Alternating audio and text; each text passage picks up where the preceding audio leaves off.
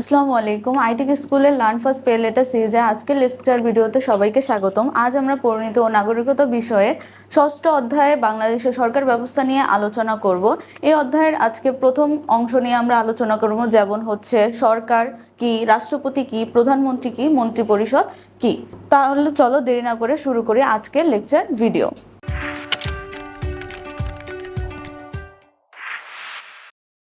প্রথমত আমাকে বলো তোমরা, সরকার ব্যবস্থা কি, একটি দেশ পরিচালনার জন্য কিভাবে সরকার গঠন করা হয়, এভাবে আর হচ্ছে রাষ্ট্রপতি কি কিংবা মন্ত্রিপরিষদ কি।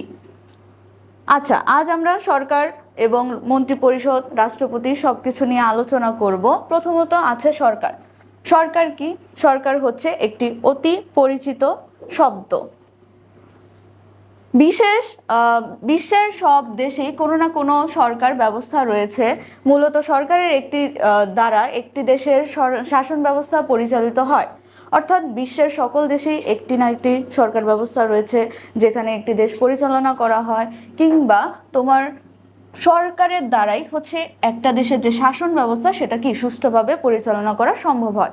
সকল দেশের সরকার থাকলেও তা একরকম নয়। এক এক দেশের সরকার ব্যবস্থা এক এক রকমের হতে পারে। বাংলাদেশের সরকার ব্যবস্থা এক এক রকমের হতে পারে, অন্যান্য দেশের সরকার ব্যবস্থা এক এক ধরনের হতে পারে।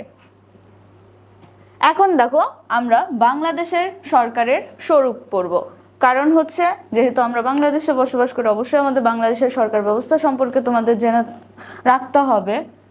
স্বাধীনতা যুদ্ধ চলাকালীন 1971 সালের 10ই এপ্রিল বাংলাদেশের প্রথম সরকার গঠন করা হয়। অর্থাৎ বাংলাদেশের প্রথম সরকার গঠন করা হয় কত সালে? 1971 সালের 10ই এপ্রিল। এটা কিন্তু এমসিকিউতে খুবই চলে আসে, কিংবা হচ্ছে তোমাদের জ্ঞানমূলকে। আর বাংলাদেশের প্রথম সরকার ব্যবস্থার নাম কি ছিল? মুজিবনগর সরকার। এছাড়া তুমি দেখো, বাংলাদেশ একটি কি গণপ্রজাতান্ত্রিক রাষ্ট্র। এখন গণপ্রজাতান্ত্রিক রাষ্ট্র কোনটা? যেখানে হচ্ছে জনগণের শাসন বিদ্যমান থাকে, জনগণের মতামতকে প্রাধান্য দেওয়া হয়, সেই রাষ্ট্রকে আমরা বুঝি। এখন এই রাষ্ট্রের সকল ক্ষমতার মালিক কে থাকে? অবশ্যই হচ্ছে জনগণ। গণপ্রজাতান্ত্রিক সরকার কিংবা গণপ্রজাতান্ত্রিক রাষ্ট্রের সকল ক্ষমতার উৎস বা সকল ক্ষমতার মালিককে জনগণ। আমাদের দেশে সংসদীয় পদ্ধতির এককেন্দ্রিক সরকার ব্যবস্থা রয়েছে। দেখো, আমাদের দেশে কোন পদ্ধতির সরকার রয়েছে? সংসদীয় পদ্ধতি। এখন সংসদীয় পদ্ধতির সরকার কোনটা? যেখানে হচ্ছে প্রধানমন্ত্রী বা একজন প্রধান দেশ পরিচালনার জন্য ব্যক্তি থাকবে, যে কিনা একটি রাষ্ট্রকে পরিচালনা করবে। আর হচ্ছে এককেন্দ্রিক সরকার। এককেন্দ্রিক সরকার কি? একটা কেন্দ্র থেকে যখন সরকার দেশ পরিচালনা করে, সে সরকারকে আমরা এককেন্দ্রিক সরকার বলে থাকি, যেটা কিনা আমরা চতুর্থ অধ্যায়ে পড়ে এসেছি। যারা যারা লেকচার ভিডিও মিস করেছে অবশ্যই বিগত ক্লাসগুলো দেখে আসবে। এখন দেখো, সংসদীয় সরকার ব্যবস্থায় রাষ্ট্রপতি হলেন রাষ্ট্রপ্রধান। তাহলে কি এটা কি? সংসদীয় সরকার ব্যবস্থায় রাষ্ট্রপতি হলেন কি? রাষ্ট্রপ্রধান। আর প্রধানমন্ত্রী হলেন কি? সরকার প্রধান। সংসদীয় রীতি অনুযায়ী বাংলাদেশের প্রধানমন্ত্রীর নেতৃত্বে একটি মন্ত্রী পরিষদ গঠন করা হয়। মন্ত্রী পরিষদ কি তাহলে? অর্থাৎ প্রধানমন্ত্রী এবং তাদের মন্ত্রীগণ নিয়ে যে একটা আলোচনা সভা বা একটা পরিষদ গঠন করা হয়, সেটাকে আমরা মন্ত্রী পরিষদ বলে থাকি। সংবিধান অনুযায়ী প্রজাতন্ত্রের নির্বাহী ক্ষমতা প্রধানমন্ত্রী ও তার মন্ত্রিসভার ওপর কি ন্যস্ত থাকে। অর্থাৎ সংবিধানের যে রীতিনীতি থাকে সেগুলো অবশ্যই প্রধানমন্ত্রীর ওপর আর তোমার হচ্ছে কাজটা ন্যস্ত থাকে, এবং সেইগুলা তার যে মন্ত্রিসভা থাকে সেটার উপরও কি ন্যস্ত থাকবে। প্রধানমন্ত্রী এবং মন্ত্রিসভা যৌথভাবে সংসদের নিকট কি দায়ী থাকে। অর্থাৎ প্রধানমন্ত্রী এবং তার যে মন্ত্রীগণ থাকে তাদের যে কাজগুলো সবগুলোর জন্য কি কোথায় দায়ী থাকবে? সংসদের নিকট দায়ী থাকবে। এখন দেখো, বাংলাদেশের সরকারের বিভিন্ন বিভাগ। এখন তোমরা এর আগেও জেনে এসেছো বাংলাদেশের সরকার ব্যবস্থার বিভাগ কয়টি আছে? 3টি। এক হচ্ছে শাসন বিভাগ, তারপর হচ্ছে আইন বিভাগ, তারপর হচ্ছে কি বিচার বিভাগ। এখন দেখো, বাংলাদেশের যে সরকার বিভাগের প্রথমটি হচ্ছে নির্বাহী বিভাগ। এখন আমি প্রথমত কিন্তু বলেছি শাসন বিভাগ, তো শাসন বিভাগের আরেকটা নাম কি? নির্বাহী বিভাগ। এছাড়া রয়েছে আইন বিভাগ, তারপর কি বিচার বিভাগ। শাসন বিভাগে শাসন কার্য পরিচালনা করা হয়, আইন বিভাগে আইন প্রণয়ন করা হয়, এবং বিচার বিভাগে কি করা হয়? বিচার কার্য পরিচালনা করা হয়। নির্বাহী বিভাগ বা শাসন বিভাগ। দেখো, নির্বাহী বিভাগকে কি বলা হয়? শাসন বিভাগও বলা হয়ে থাকে। এটি মূলত রাষ্ট্রপতি, প্রধানমন্ত্রী এবং মন্ত্রী পরিষদ নিয়ে কি গঠন করা হয়। এখন আমরা পড়ব রাষ্ট্রপতি সম্পর্কে। রাষ্ট্রপতি কি? একটি সাংবিধানিকের প্রধান, অর্থাৎ রাষ্ট্রপতি হলেন গণপ্রজাতন্ত্রী বাংলাদেশের রাষ্ট্রপ্রধান। রাষ্ট্রপতি জাতীয় সংসদের সংখ্যাগরিষ্ঠ সদস্যদের মাধ্যমে কি নির্বাচিত হন। তাহলে রাষ্ট্রপতি কিভাবে নির্বাচিত হন এটা কিন্তু পড়ে ফেলতে হবে। আর তার কার্যকাল কত বছর? 5 বছর। রাষ্ট্রপতি পূর্ণ নির্বাচিত হতে পারে, পূর্ণ নির্বাচিত কি আবার নির্বাচিত হতে পারে, এবং রাষ্ট্রপতির দায়িত্ব পালনকালে তার বিরুদ্ধে আদালতে কোনো অভিযোগ আনা যায় না। রাষ্ট্রপতির বিরুদ্ধে কোনো কি অভিযোগ আনা যাবে না। তবে সংসদ লঙ্ঘন বা গুরুতর কোনো অভিযোগ বা জাতীয় সংসদে অভিশংসনের মাধ্যমে, অভিশংসন মানে হচ্ছে অপসারণ একটা পদ্ধতি, যে পদ্ধতির মাধ্যমে তার মেয়াদ শেষ হওয়ার আগেই কি তোমার অপসারণ করতে পারে। রাষ্ট্রপতি হতে হলে কোনো ব্যক্তিকে অবশ্যই বাংলাদেশের নাগরিক হতে হবে এবং তার বয়স অবশ্যই কমপক্ষে 35 বছর হতে হবে। এখন আমরা দেখব রাষ্ট্রপতির ক্ষমতা ও কাজ। যেহেতু আমরা বলেছি রাষ্ট্রপতি কি সাংবিধানিক প্রধান, তাহলে রাষ্ট্রপতি কি রাষ্ট্রেরও প্রধান। তিনি প্রধানমন্ত্রীকে নিয়োগ করেন, এছাড়া অন্যান্য মন্ত্রী, প্রতিমন্ত্রী, উপমন্ত্রীদেরও কি নিয়োগ করে থাকেন। তার রাষ্ট্রপতি কাদের কাদের নিয়োগ করে থাকেন? তোমার মন্ত্রী, প্রতিমন্ত্রী, অন্যান্য যে মন্ত্রী আছে তাদের সকলকেই কি নিয়োগ করে থাকেন। এছাড়া রাষ্ট্রের শীর্ষস্থানীয় যে কর্মকর্তারা আছে, যেমন হচ্ছে মহা হিসাব নিরীক্ষক, নিয়ন্ত্রণ, রাষ্ট্রদূত, অন্যান্য উচ্চপদস্থ যে কর্মকর্তা, এছাড়া বিভিন্ন ধরনের অর্থাৎ শীর্ষস্থানীয় যে কর্মকর্তাগুলো রয়েছে সকলকেই কি রাষ্ট্রপতি তোমার নিয়োগ দিয়ে থাকে। প্রতিরক্ষা কর্মবিভাগ সমূহের সর্বাধিনায়কতা রাষ্ট্রপতির ওপর ন্যস্ত থাকে। অর্থাৎ কি প্রতিরক্ষা যে কর্ম বিভাগগুলো আছে সেগুলো সবকিছুই হচ্ছে রাষ্ট্রপতির ওপর কি তোমার ন্যস্ত থাকে বা তাদের কাজগুলো অর্পিত থাকে। 3 বাহিনীর যে সেনা, বিমান বা নৌবাহিনী রয়েছে, আমাদের যে 3টা বাহিনী আছে, সেনাবাহিনী, বিমান বাহিনী কিংবা নৌবাহিনী, তাদের প্রধানদেরকে নিয়োগ দেন রাষ্ট্রপতি নিয়োগ দিয়ে থাকে। প্রধান বিচারপতিদের নিয়োগের ক্ষেত্র ব্যতীত রাষ্ট্রপতি তার সকল দায়িত্ব পালনে প্রধানমন্ত্রীর পরামর্শ অনুযায়ী কার্য পরিচালনা করেন। অর্থাৎ এখানে কি বলছে যে প্রধান যে বিচারপতি নিয়োগ করা হবে তখন রাষ্ট্রপতি তার সকল দায়িত্ব পালনে প্রধানমন্ত্রীর সাথে কি পরামর্শ কিংবা তাদের যে কাজগুলো সেগুলো কি পরিচালনা করে থাকে। এখন দেখো, রাষ্ট্রপতি জাতীয় সংসদে অধিবেশন আহ্বান করতে, স্থগিত রাখতে প্রধানমন্ত্রীর পরামর্শে সংসদ ভেঙেও দিতে পারে। ধরো হচ্ছে জাতীয় সংসদের মধ্যে কোনো কারণে তোমার সংসদ ভাঙা হলো, সংসদ ভাঙা মানে হচ্ছে অবশ্যই সেখানকার যে মন্ত্রী পরিষদ সভা কোনো সমস্যা হলে সেইখানে তুমি প্রধানমন্ত্রী অর্থাৎ রাষ্ট্রপতি প্রধানমন্ত্রীর পরামর্শে কি সেই সংসদটা ভেঙে দিতে পারে। রাষ্ট্রপতি কিছু আইন প্রণয়ন সংক্রান্ত কি কাজ করে থাকে। এছাড়া রাষ্ট্রপতি সম্মতি ছাড়া কোনো অর্থ বিল উপস্থাপন করা হয় না। কোনো কারণে যদি সংসদ অর্থ মঞ্জুর করতে অসমর্থ থাকে তাহলে রাষ্ট্রপতি সেখানে কি তোমার তার যে তহবিলটা থাকে সেখান থেকে অর্থ মঞ্জুর করতে পারে। এছাড়া দেখো, রাষ্ট্রপতি সুপ্রিম কোর্টের প্রধান বিচারপতির সাথে পরামর্শ করে আপিল ও হাইকোর্ট বিভাগের বিচারপতিদের নিয়োগদান করে থাকেন। এখন এই যে আপিল ও হাইকোর্ট বিভাগ বলা হয়েছে, এটা কোন বিভাগের অন্তর্ভুক্ত? অবশ্যই বিচার বিভাগের অন্তর্ভুক্ত। এইখানে যে বিচারপতি আছে সেগুলোও কি নিয়োগ দেন কে? রাষ্ট্রপতি। তিনি কোনো আদালত, ট্রাইব্যুনাল বা অন্য কোনো কর্তৃপক্ষ দণ্ডপ্রাপ্ত ব্যক্তির সাজা মওকুফ, স্থগিত বা হ্রাস করতে পারেন। এখানে একটা শব্দ আসছে ট্রাইব্যুনাল। ট্রাইব্যুনাল কি? একটা হচ্ছে বিশেষ আদালত, যেটা কিনা সাধারণ আদালতে কোনো সমস্যা যাওয়ার আগে, বিচার কার্য সম্পাদন করার আগে যে একটা বিশেষ আদালত তৈরি করা হয় সেটা হচ্ছে ট্রাইব্যুনাল। তো অন্যান্য কর্তৃপক্ষ কর্তৃক যে দণ্ডপ্রাপ্ত ব্যক্তির সাজা আছে, তারপর মওকুফ আছে, সেগুলো সবই কি হ্রাস করতে পারেন রাষ্ট্রপতি। এছাড়া দেখো, যুদ্ধ বা অন্যান্য দেশ কর্তৃক আক্রান্ত হলে, অভ্যন্তরীণ গোলযোগের কারণে দেশের নিরাপত্তা বা শান্তি বিনষ্ট হওয়ার উপক্রম যদি দেখা দেয় তখন রাষ্ট্রপতিকে জরুরি অবস্থা চালু করতে পারেন বা জরুরি পদক্ষেপ নিতে পারে। এছাড়া তবে কিংবা এক্ষেত্রে তোমার প্রধানমন্ত্রীর সম্মতির কি প্রয়োজন হয়। তিনি জাতীয় অনুষ্ঠানে সভাপতিত্ব করে থাকেন। দেশের যে বরেণ্য ব্যক্তিরা খেতাব আছে, পদক আছে, সম্মাননা আছে, সেগুলোও কি সে হচ্ছে প্রদান করতে পারেন। রাষ্ট্রপতির অনুমতি ছাড়া দেশের কোনো নাগরিককে দেশের নাগরিকের উপাধি দেওয়া, সম্মান দেওয়া কিংবা পুরস্কার ভূষণ করতে পারবে না। অর্থাৎ যে কোনো সম্মাননা দেওয়ার ক্ষেত্রে বরেণ্য ব্যক্তিদের অবশ্যই রাষ্ট্রপতির সম্মতি লাগবে।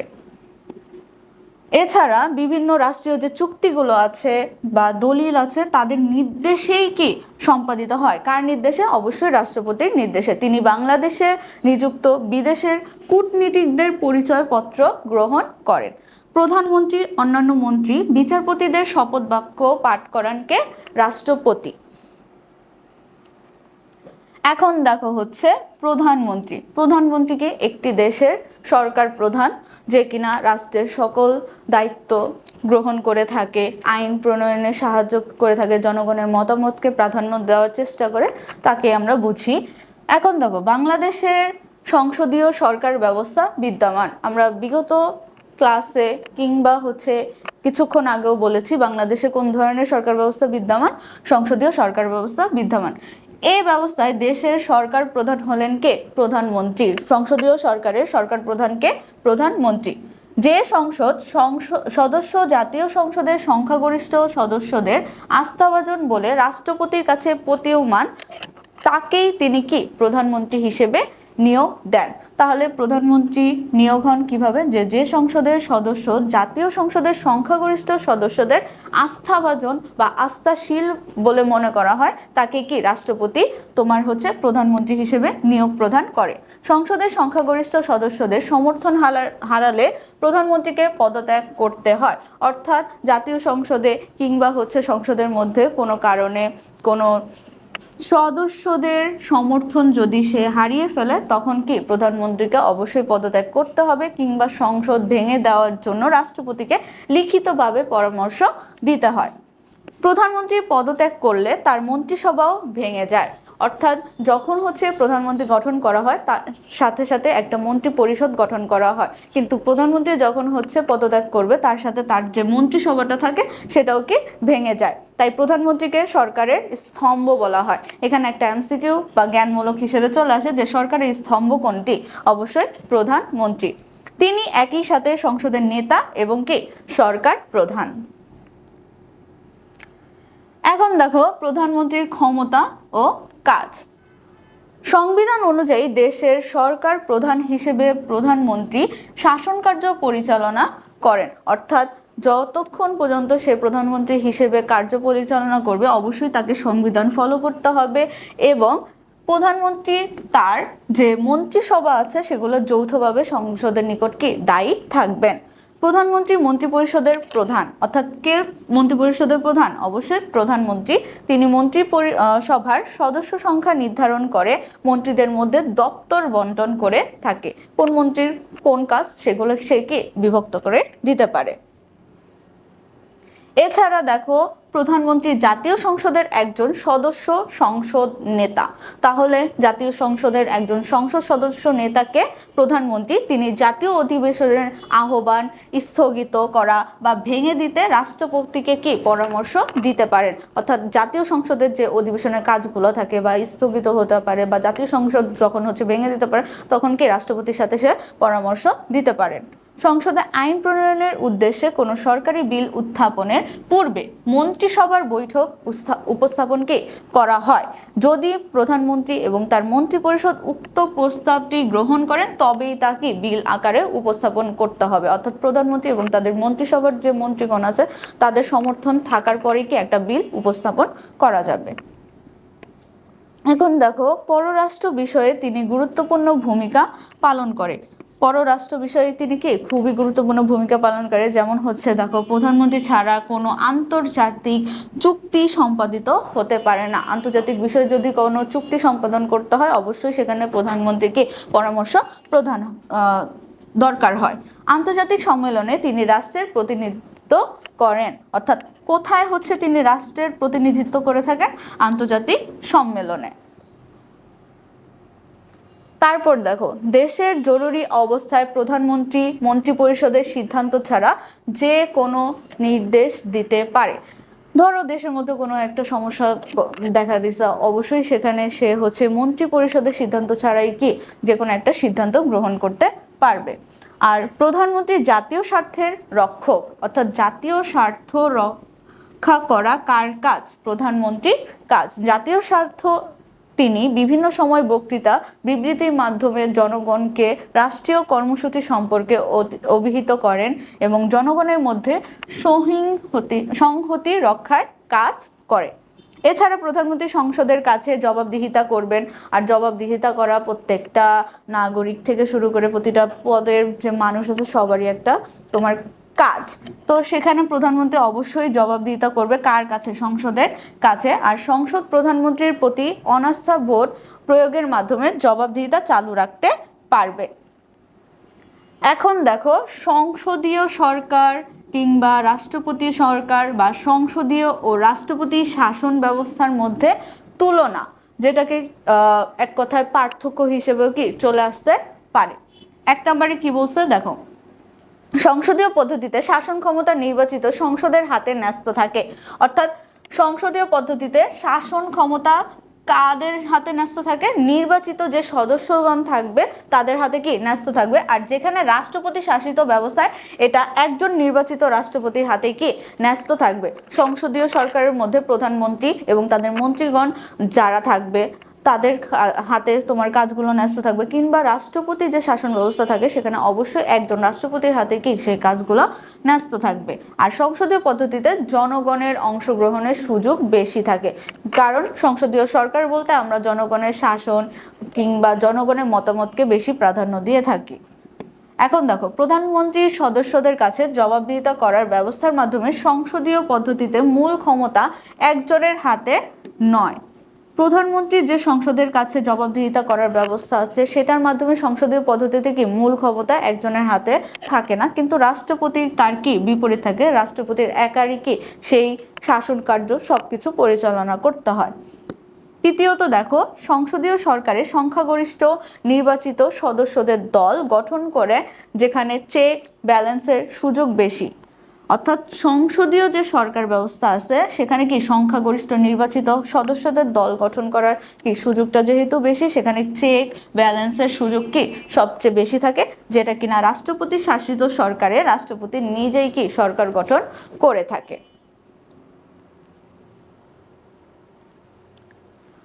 তারপর দেখো যে তবে সংসদীয় ব্যবস্থায় সরকার শাসন সংসদ দুই কাজেই করে, রাষ্ট্রপতি শাসিত ব্যবস্থায় আলাদা থাকে। সংসদীয় পদ্ধতিতে প্রধানমন্ত্রী সংসদকে ভেঙে দিতে পারেন, কিন্তু রাষ্ট্রপতি শাসনে প্রেসিডেন্ট সংসদ ভাঙতে বা নির্বাচন ডাকতে পারে না। অর্থাৎ প্রধানমন্ত্রী সংসদকে কি ভেঙে দিতে পারবেন, কিন্তু তার বিপরীতে যে রাষ্ট্রপতি থাকবে সে সংসদ সহজেই ভেঙে দিতে পারবে না। এখন দেখো মন্ত্রী পরিষদ। মন্ত্রী পরিষদ কোনটা? যেখানে হচ্ছে প্রধানমন্ত্রী তাদের মন্ত্রীদের নিয়ে যে পরিষদটা গঠন করে সেটাকে আমরা বলি মন্ত্রী পরিষদ। সরকার পরিচালনার জন্য প্রতিটা দেশেই হচ্ছে মন্ত্রী পরিষদ আছে, আমাদের দেশেও কি একটি মন্ত্রী পরিষদ আছে। প্রধানমন্ত্রী এর নেতা, তাহলে মন্ত্রী পরিষদের নেতা কে? প্রধানমন্ত্রী। মন্ত্রী পরিষদের মন্ত্রীগণ সাধারণত সংসদ সদস্যদের মধ্যে কে নিযুক্ত হন। অর্থাৎ মন্ত্রী পরিষদের যে একজন ব্যক্তি প্রধান হবে সে অবশ্যই সেই সংসদ সদস্যদের মধ্য থেকে কি নিযুক্ত হবে। আর সংসদ সদস্য নির্বাচিত হওয়ার যোগ্য কিন্তু সংসদ সদস্য নন এমন ব্যক্তিও মন্ত্রী নিযুক্ত হতে পারেন। অর্থাৎ এখানে কি বলছে যে সংসদ সদস্যদের নির্বাচিত হওয়ার সুযোগ ছিল কিন্তু তিনি কি তোমার সংসদ সদস্য হননি, সেও মন্ত্রী হিসেবে কি নিযুক্ত হতে পারেন। প্রধানমন্ত্রী পদত্যাগ করলে বা কোনো কারণে সংসদ ভেঙে গেলে মন্ত্রিসভাও কি হয়?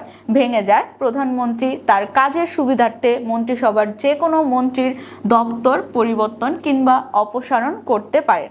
আবার যে কোনো মন্ত্রী ইচ্ছে করলে মন্ত্রিসভা থেকে কি পদত্যাগ করতে পারেন। এখানে তাদের কোনো নিয়ম নীতির প্রয়োগ ঘটে না।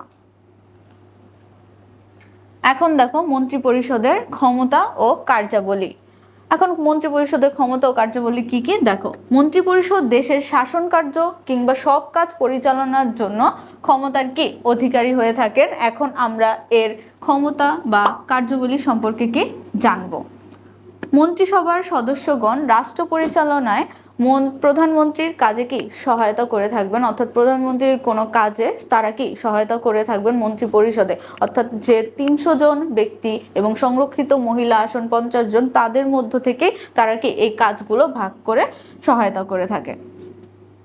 এখন দেখো যে প্রধানমন্ত্রীর নেতৃত্বে মন্ত্রী পরিষদের নিয়মিত সভা অনুষ্ঠিত হয়। কার নেতৃত্বে হবে? অবশ্যই প্রধানমন্ত্রীর নেতৃত্বে হবে। প্রধানমন্ত্রীর নেতৃত্বে মন্ত্রী পরিষদ সরকারের বিভিন্ন মন্ত্রণালয়ের কাজের মাধ্যমে সমন্বয় করে থাকে। এছাড়া আইন প্রণয়ন বা পুরাতন আইনকে সংশোধনের যে উদ্দেশ্যে মন্ত্রী পরিষদের সদস্যগণকে নিজ নিজ বিভাগ বা মন্ত্রণালয়ের প্রয়োজন অনুযায়ী আইনের খসড়া তৈরি করে অনুমোদনের জন্য জাতীয় বিল আকারে উপস্থাপন করে। ধরো হচ্ছে মন্ত্রী পরিষদকে আলাদা আলাদাভাবে প্রতিটা মন্ত্রীদের হচ্ছে আলাদা কাজে কি বিভক্ত নিযুক্ত করে দিচ্ছেন, তাদের যে সমস্যা যে ক্ষেত্রে সেই ক্ষেত্রগুলো তারা কি বিল আকারে সংসদে উপস্থাপন করতে পারবে।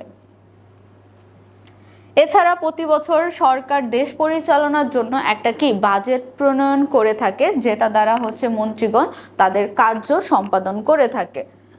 দেশের সার্বভৌমত্ব নিরাপত্তা রক্ষার জন্য বিভিন্ন বাহিনী গঠন করা হয়। পরিচালনার জন্য মন্ত্রী পরিষদ গুরুত্বপূর্ণ কি দায়িত্ব পালন করে থাকবে। এছাড়া প্রধানমন্ত্রীর নেতৃত্বে মন্ত্রী পরিষদ বৈদেশিক নীতি নির্ধারণ করে থাকে। বৈদেশিক নীতি নির্ধারণও কি করে থাকবে, বিভিন্ন রাষ্ট্রের সাথে চুক্তি সম্পাদন করে থাকবে, কিংবা হচ্ছে কূটনৈতিক যে সম্পর্ক আছে স্থাপন তারা করবে। আন্তর্জাতিক যে ব্যবসা বাণিজ্য পরিচালনা থাকবে সেটাও কি তারা মন্ত্রী পরিষদের দ্বারা পরিচালনা করতে পারবে।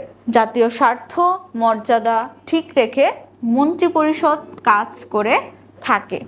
এছাড়া মন্ত্রী পরিষদ সরকার ও জনগণের মধ্যে সেতু বন্ধন হিসেবে কাজ করে থাকে।